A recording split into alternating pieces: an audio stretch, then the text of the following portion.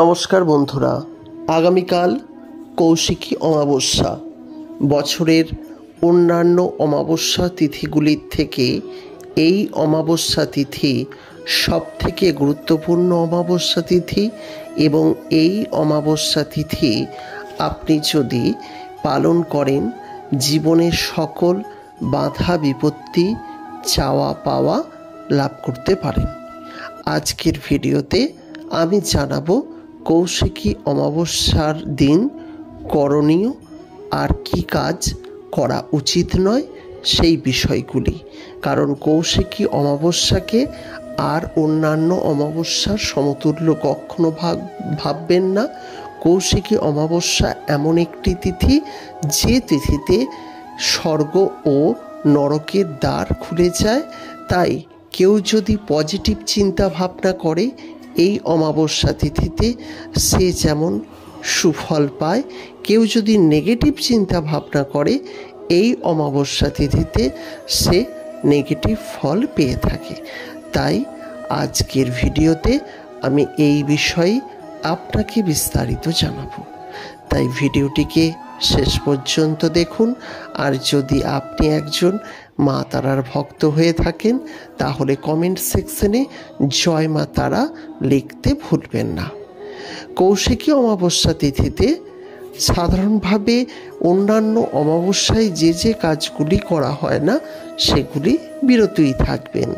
যেমন মিথ্যা কথা বলতে নেই, যেমন বাড়িতে ঝগড়াঝাঁটি অশান্তি করতে নেই, বাড়ি অপরিষ্কার রাখতে নেই, দেরি করে ঘুম থেকে উঠতে নেই, সকাল সকাল স্নান করে নিতে হয়, খাওয়া দাওয়ার ব্যাপারে বেশ কিছু রেস্ট্রিকশন রয়েছে।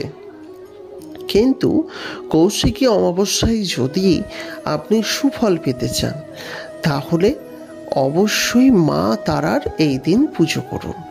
বাড়িতে মা তারার তো ছবি রয়েছে।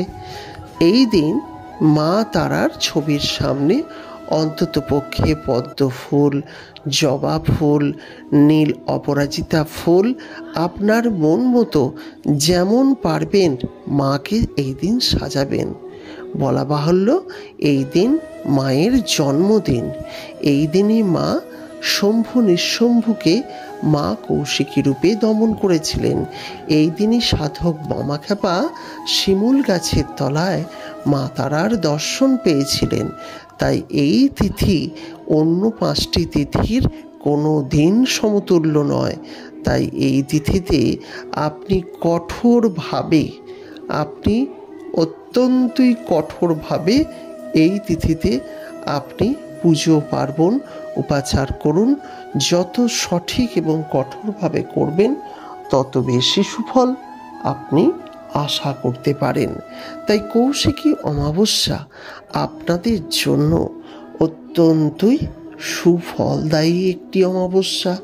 এই কৌশিকী অমাবস্যা আমি আগামীকাল সঠিকভাবে পালন করতে চাই, তাই আপনাদের উদ্দেশ্যে ভিডিওটি করে দিলাম।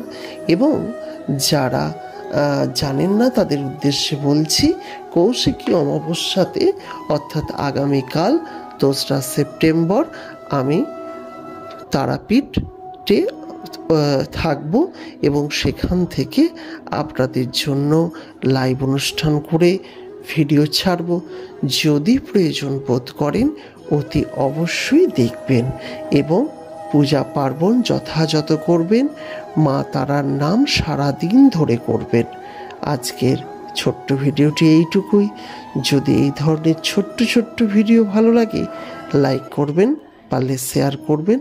পরবর্তীকালে এই ধরনের ভিডিও দেখার জন্য আমাদের চ্যানেলটিকে সাবস্ক্রাইব করে পাশের নোটিফিকেশন বেলটি অন করে রাখবেন। নমস্কার, দেখা হচ্ছে নতুন ভিডিওতে।